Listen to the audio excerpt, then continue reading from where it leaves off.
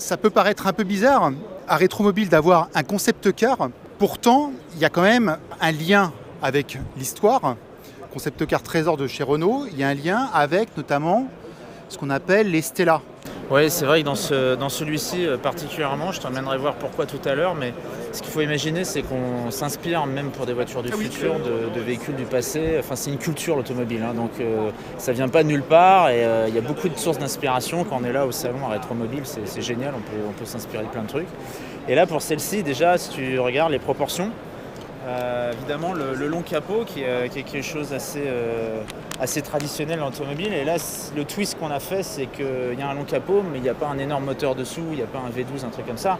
Il y a, tu vas voir l'emplacement pour les bagages, il y a des batteries parce que la voiture elle est électrique, donc il y a vraiment un twist entre silhouette du passé et technologie future. Je vais ouvrir,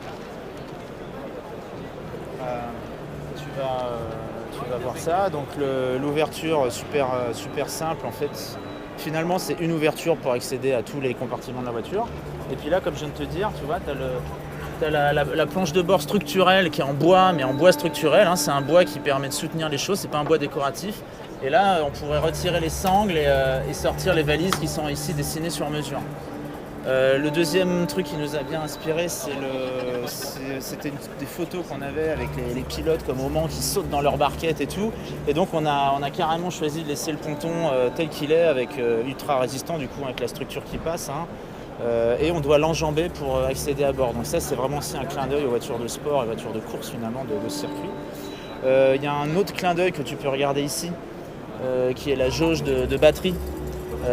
Plutôt que de faire quelque chose de digital, on l'a fait analogique, donc amener un peu plus d'humanité, un peu plus de chaleur. Vintage, un peu. Ben oui et non, c'est-à-dire que finalement c'est quand même plus sympa d'avoir une aiguille, quelque chose de fiable, quelque chose qui ne va pas tomber en panne en 2 secondes, qui ne nécessite pas d'avoir tout un écran, quelque chose de plus complexe. Donc c'est vrai que ça fait une touche, puis le métal, c'est un métal chromé, ça amène quelque chose de... Tu pourrais dire vintage, mais tout simplement plus solide. Et il y a aussi un travail sur les matières, entre les matières un peu plus lisses et plus... Alors c'est vrai que ça, c'est pas directement inspiré du passé, mais il y a ce côté martelé. Le crocodile. Côté martelé. C'est presque d'accord. comme si c'était martelé, alors qu'en fait c'est pas du tout martelé. On pourrait pas le faire comme ça aujourd'hui à la main, c'est impossible.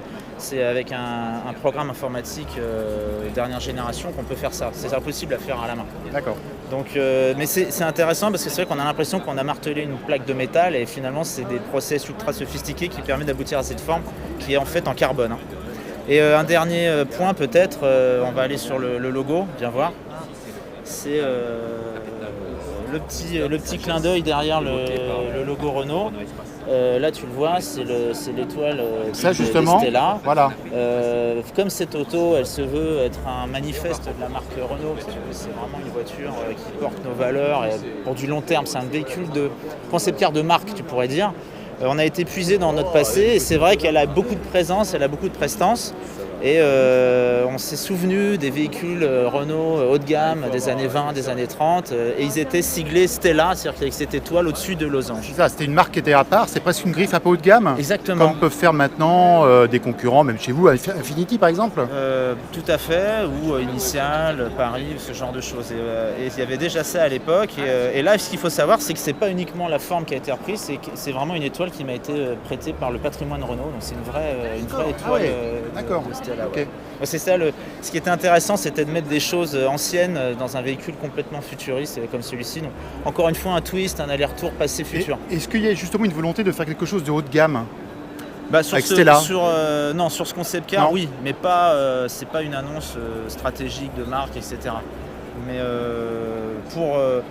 j'ai envie de dire, ça nous permet aussi de faire connaître au public, par exemple, la voiture elle va faire le tour du monde, elle va voyager en Chine, en Amérique latine, etc. Ça nous permet aussi de parler de notre histoire et c'est une petite accroche aussi pour évoquer tout ça.